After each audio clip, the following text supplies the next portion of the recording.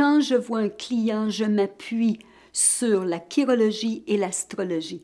C'est mes outils qui vont m'aider à voir la douleur, mais aussi à comprendre la cause des problèmes que les gens ont quand ils viennent me voir en consultation. Alors, la carte astrologique va me montrer leur potentiel et les mains vont maintenant me dire est-ce que la personne utilise ce potentiel. Et ce qui est encore plus extraordinaire et spectaculaire, on a deux mains.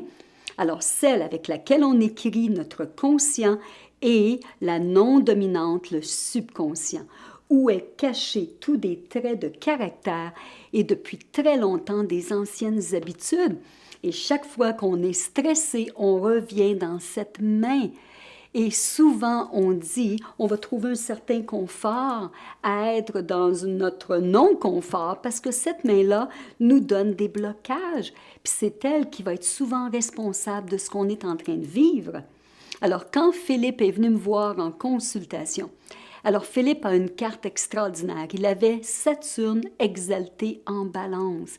Et quand on dit exalté, veut dire la planète est à la parfaite endroit, parfait signe, et surtout, elle peut donner des résultats parfaits.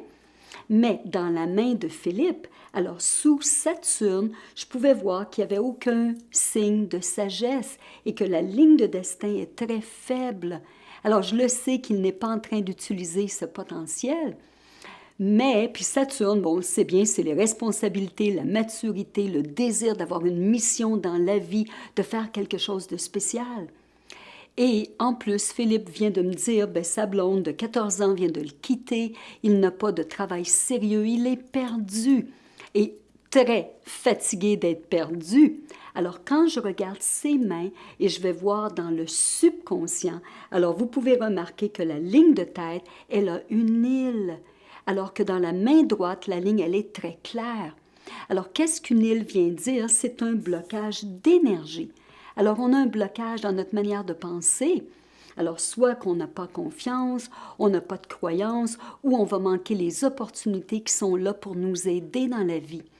Alors, Philippe, quelque part, n'est plus confortable dans cette situation et il veut changer. On dit que seulement 8% de la population va suivre les résolutions qu'on fait au premier de l'an. Imaginez, seulement 8%. Alors, Philippe veut faire partie de ce 8%. Il me dit, Guylaine, je veux changer, je ne veux plus rester pris dans ma situation. Alors, on a fait un travail ensemble, il est retourné à l'école, il a commencé à faire de la méditation et ensemble, on a défini, puis essayé de voir et de comprendre comment il pensait pour changer cette manière de penser. Et vous pouvez voir maintenant, avant et après, hein, quand on dit une image vaut 1000 mots, alors vous pouvez voir que l'île a disparu et surtout dans la main droite, la ligne de destin est devenue plus forte, elle a même dépassé la ligne de cœur. Alors ça, c'est des exemples qui montrent et qui nous disent que même la science moderne vient confirmer ce que les anciens Védas savaient depuis tellement longtemps, que quand on crée des nouvelles neurones, elles changent de direction, nous, on vient changer des lignes dans notre main.